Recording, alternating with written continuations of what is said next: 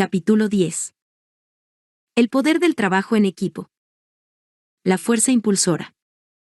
El noveno paso hacia la riqueza. El poder es esencial para el éxito en la acumulación de riqueza. Los planes son inertes e inútiles si no se dispone del poder suficiente para transformarlos en acción.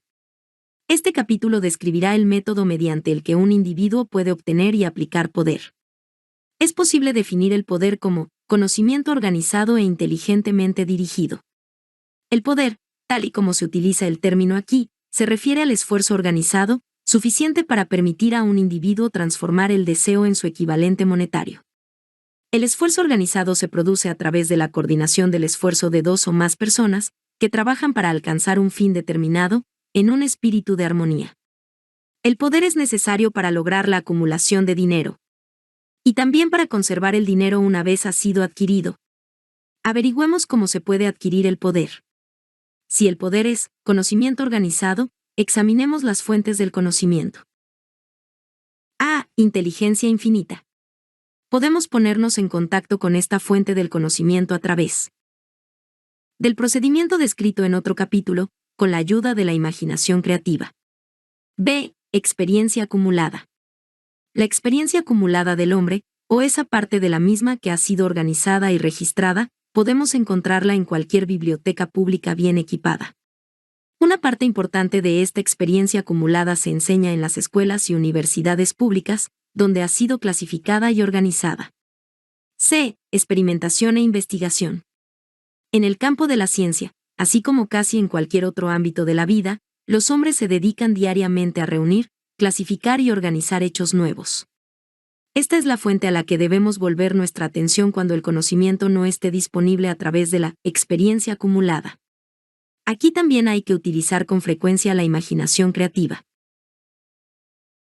El conocimiento puede ser adquirido a partir de cualquiera de las fuentes antes citadas y convertido en poder mediante la organización de ese mismo conocimiento en planes definidos y expresando esos planes en términos de acción.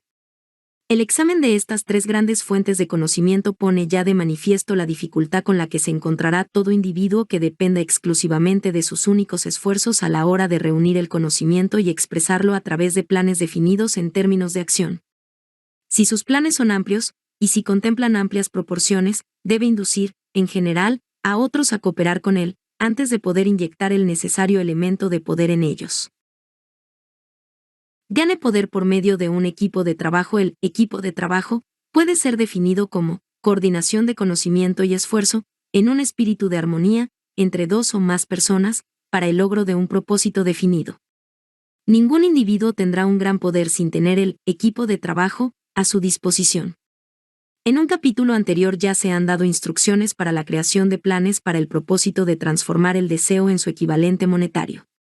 Si usted lleva a cabo esas instrucciones con perseverancia e inteligencia, y utiliza la discriminación en la selección del equipo de trabajo, su objetivo estará medio alcanzado, incluso antes de que empiece a darse cuenta de ello. Así pues, para que comprenda las potencialidades intangibles del poder de que dispone mediante un equipo de trabajo adecuadamente seleccionado, explicaremos aquí las dos características del principio del equipo de trabajo, una de las cuales es de naturaleza económica, y la otra, de naturaleza psíquica. La característica económica resulta evidente. Cualquier persona podrá conseguir ventajas económicas rodeándose del asesoramiento, el consejo y la cooperación de un grupo de personas dispuestas a prestarle una ayuda honesta, en un espíritu de perfecta armonía.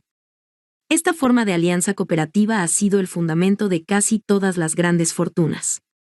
Su comprensión de esta gran verdad puede llegar a determinar definitivamente su estatus financiero. La fase psíquica del principio del equipo de trabajo es mucho más difícil de captar. Quizás usted pueda admitir una sugerencia significativa a partir de la siguiente afirmación: no hay dos mentes que se unan sin crear por ello una tercera fuerza invisible e intangible que puede enlazar con una tercera mente. La mente humana es una forma de energía, una parte de la cual es de naturaleza espiritual. Cuando las mentes de dos personas se coordinan en un espíritu de armonía, las unidades espirituales de energía de cada mente forman una afinidad, que constituye la fase psíquica del equipo de trabajo. Hace ya más de 50 años, Andrew Carnegie fue el primero en llamar mi atención sobre el principio del equipo de trabajo, o más bien sobre la característica económica del mismo. El descubrimiento de este principio fue el responsable de la elección del trabajo de mi vida. El equipo de trabajo del señor Carnegie estaba compuesto por unos 50 hombres, de los que él se supo rodear con el propósito definido de fabricar y vender acero. Él atribuía toda su fortuna al poder acumulado a través de ese equipo de trabajo. Si se analiza la historia de cualquier hombre que haya acumulado una gran fortuna, y las de muchos de aquellos que han acumulado fortunas modestas, se descubrirá que todos ellos han empleado consciente o inconscientemente el principio del equipo de trabajo. No se puede acumular ningún gran poder por medio de ningún otro principio. ¿Cómo multiplicar el poder de su cerebro? El cerebro del hombre es comparable con una batería eléctrica. Es un hecho bien conocido que un grupo de baterías eléctricas proporcionarán más energía que una sola de ellas. También es un hecho bien conocido que toda batería individual proporcionará energía en proporción al número y capacidad de las células que contiene. El cerebro funciona de una forma similar. Esto explica el hecho de que algunos cerebros sean más eficientes que otros, y conduce a la siguiente e importante afirmación: un grupo de cerebros coordinados, o conectados, en un espíritu de armonía proporcionarán más energía de pensamiento que un solo cerebro, del mismo modo que un grupo de baterías eléctricas proporcionarán más energía que una sola batería. A través de esta metáfora se hace evidente que el principio del equipo de trabajo contiene el secreto del poder obtenido por hombres que se saben rodear de otras personas con cerebro.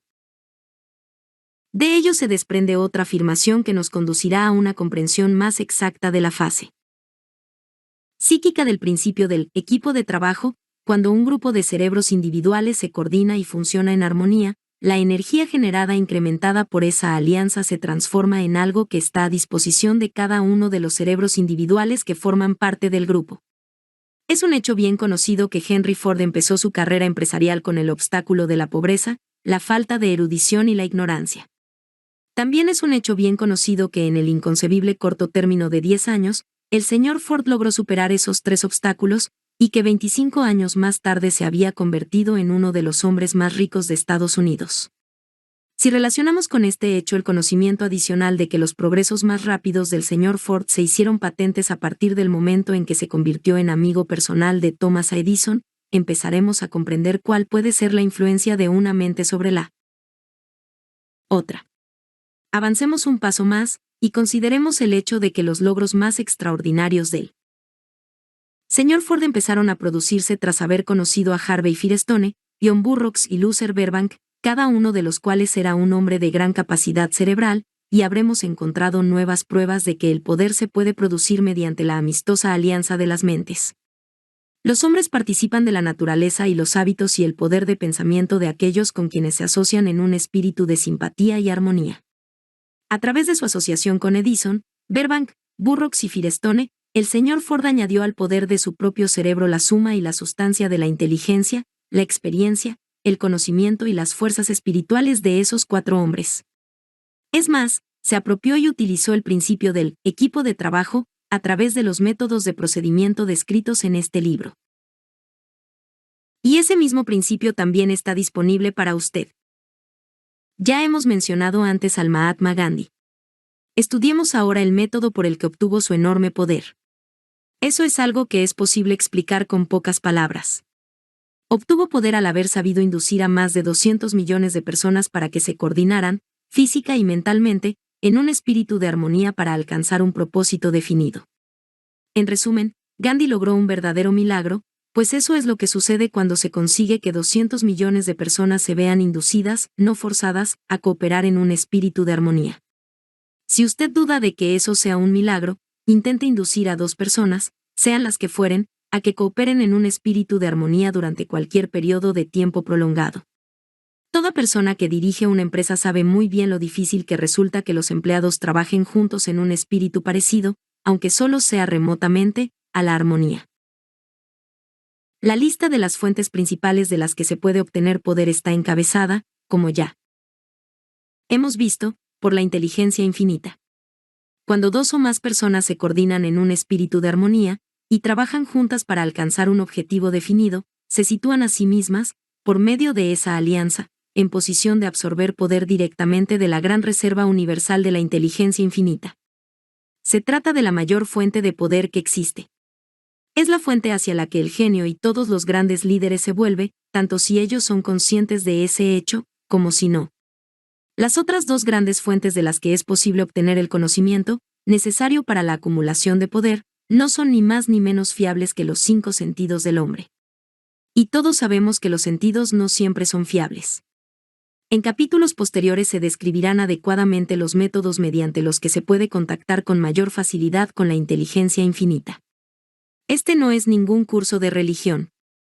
Ninguno de los principios fundamentales descritos en este libro debería interpretarse como algo que tiene la intención de interferir con los hábitos religiosos de cualquier persona, ya sea de forma directa o indirecta. Este libro tiene el exclusivo propósito de instruir al lector acerca de cómo transformar el propósito definido del deseo de obtener dinero en su equivalente monetario. Lea, piense y medite a medida que vaya leyendo. El tema no tardará en desplegarse ante usted en su conjunto, y entonces podrá ver con la necesaria perspectiva. Lo que está viendo ahora son los detalles de cada uno de los capítulos individuales. El poder de las emociones positivas. El dinero es tímido y elusivo. Tiene que ser procurado y obtenido por métodos no muy distintos a los que emplea una persona enamorada y decidida, que persigue a la pareja de sus sueños. Coincidiendo con ello, el poder utilizado en el acto de cortejar al dinero no se diferencia en mucho del que se utiliza para cortejar a una mujer. Para que ese poder se utilice con éxito en la obtención del dinero, debe ser mezclado con la fe. Debe ser mezclado con el deseo. Debe ser mezclado con la perseverancia. Debe ser aplicado mediante un plan, y ese plan debe ser puesto en acción.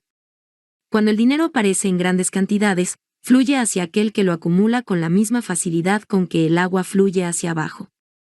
Existe una gran corriente invisible de poder que puede compararse con la de un río, excepto que una parte fluye en una dirección, y se lleva consigo a todos los que se encuentran en ese lado de la corriente, en dirección a la riqueza, y la otra lo hace en la dirección opuesta, y se lleva hacia la miseria y la pobreza a todos los que no logran salir de ella. Todo aquel que haya acumulado una gran fortuna ha reconocido la existencia de esta corriente de la vida. Consiste en un proceso de pensamiento. Las emociones positivas del pensamiento forman el lado de la corriente que le lleva a uno hacia la fortuna. Las emociones negativas forman el lado de la corriente que le lleva a uno hacia la pobreza. Esto contiene un pensamiento de una gran importancia para toda aquella persona que esté siguiendo este libro con el propósito de acumular una fortuna.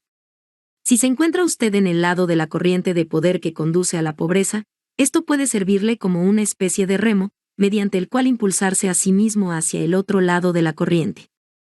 Pero solo le servirá mediante la aplicación y el uso. La simple lectura y juicio sobre lo que lee, ya sea en un sentido o en otro, no le beneficiará en nada. La pobreza y la riqueza suelen cambiar de lugar. Cuando la riqueza ocupa el lugar de la pobreza, el cambio se produce a través de planes bien concebidos y cuidadosamente ejecutados. La pobreza, en cambio, no necesita de plan alguno. No necesita que la ayuden, porque es enérgica y ruda. En cambio, la riqueza es reservada y tímida, y, por lo tanto, tiene que ser atraída. La felicidad se encuentra en hacer, no solo en poseer.